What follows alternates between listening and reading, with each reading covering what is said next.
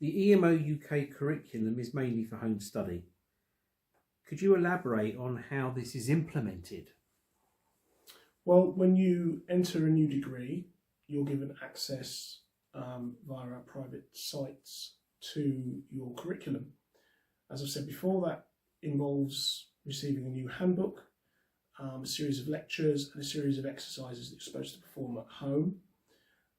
These are given digitally. There are some things you might need to print out as well.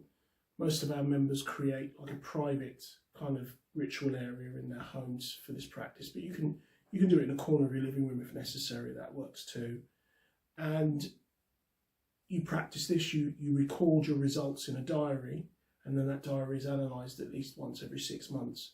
Usually a tutor is assigned to you, and that tutor could be the current master of your lodge or the sanctuary as it is, or it may be another senior brother who is able to take that on. Do you offer supporting tuition as well as online lectures? We do if it's needed, yes. Does the Order have a Q&A space for members to contact their tutors with any questions or issues? Yes, we have a fully functional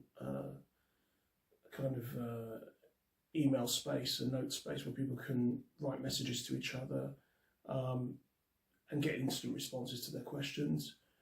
Many of us are on there all the time, having conversations about various things. It's like a chat, and yeah, that's always available for everybody.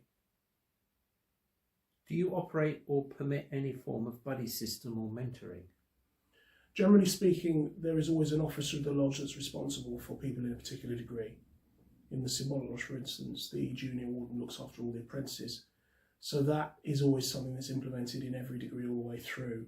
But obviously, if the officers are busy, a senior member can always take that on, and usually we'll ask them to do so if we can't do it for ourselves. But people are never sort of left to their own devices, that we're always available to help them. Do you supply bibliography of primary and secondary texts? Yes, we have an extensive bibliography, and we also have a private library.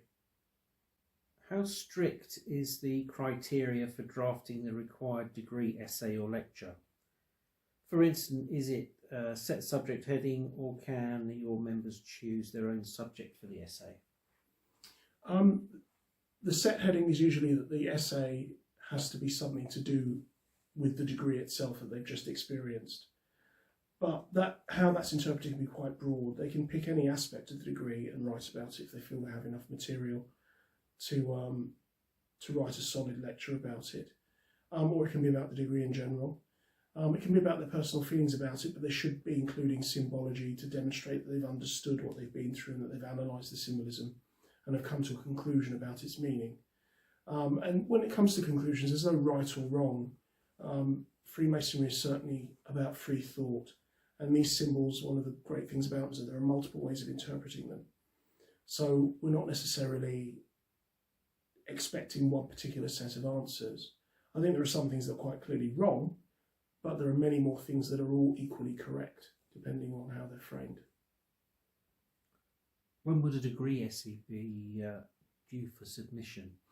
Usually 2/3 of the way through the degree or towards the end of the degree, when the person has studied and practiced enough, has seen the degree conveyed to other people, has received some of the lectures.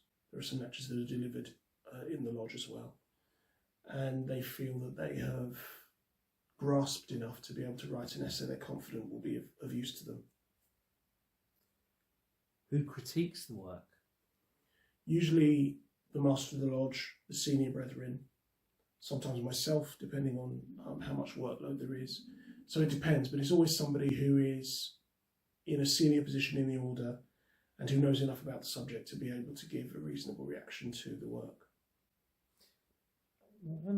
Can a member appeal their results? They won't usually have to.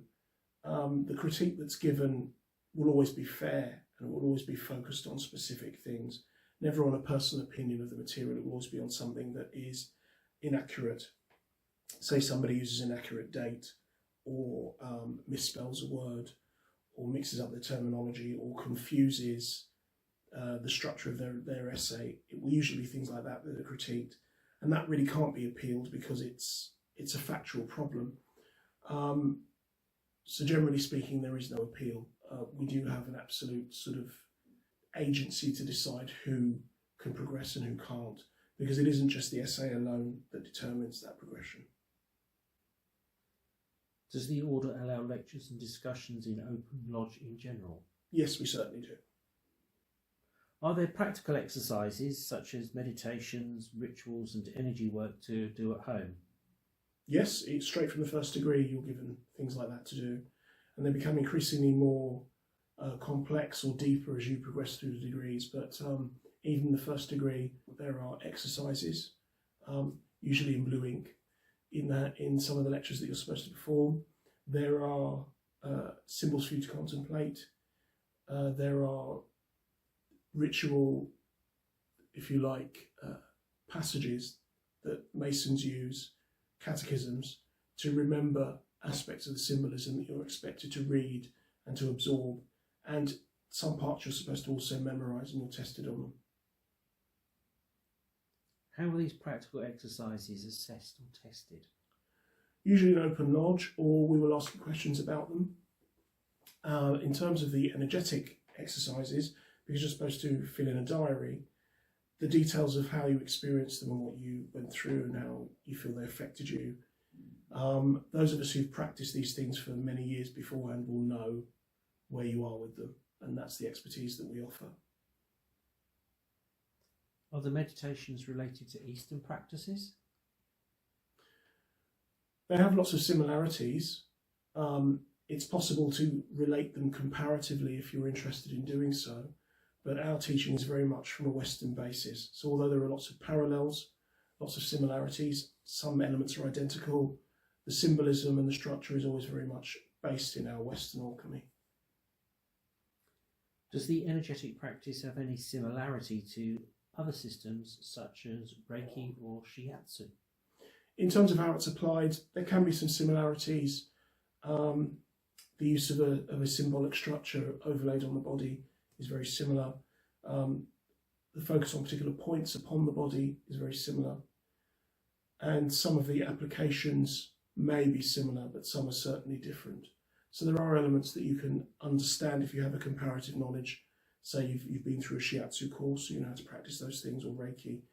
Some of the ways that we practice in our energy work will be similar and will be familiar to you, but they will not be identical. What kinds of rituals are given, and how might this affect someone's religious commitment? But I think if you've joined the order and you've agreed that you believe in a supreme principle, regardless of your personal religious view, if you believe that the practice of theurgy, alchemy, astrology can help you evolve your soul, evolve your spirit towards divinity, however you conceive it, then you wouldn't find any incompatibility at all. It's also a fact that many of the major religions of the world have a magico-religious culture as part of them. There's no magical grimoire even that wasn't written by Christians or for Christian use. There are lots of alchemical and magical texts that are Islamic or Hebrew. So there is a tradition of using these spiritual techniques as part of a religious background as well. So lots of what we do is quite compatible with those, or is actually derived directly from them in some instances. What would you say is the ultimate objective of doing all of this?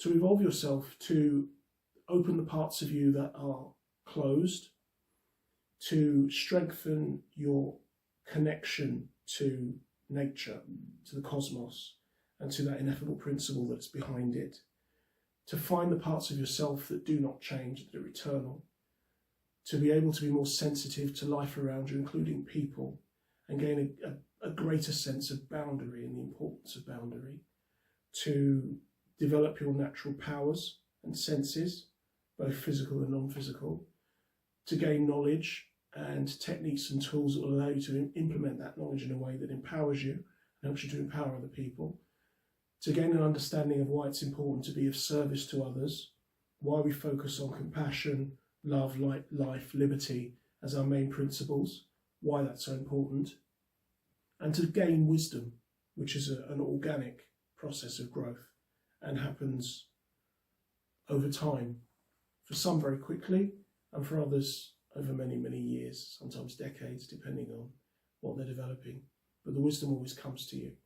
And that wisdom we name Sophia, as a figure, a living and divine figure that is an embodiment of that process of gaining wisdom, which usually means facing the things that you can't see and need to learn to see. That's the purpose. Thank you, Grandmaster. You're welcome.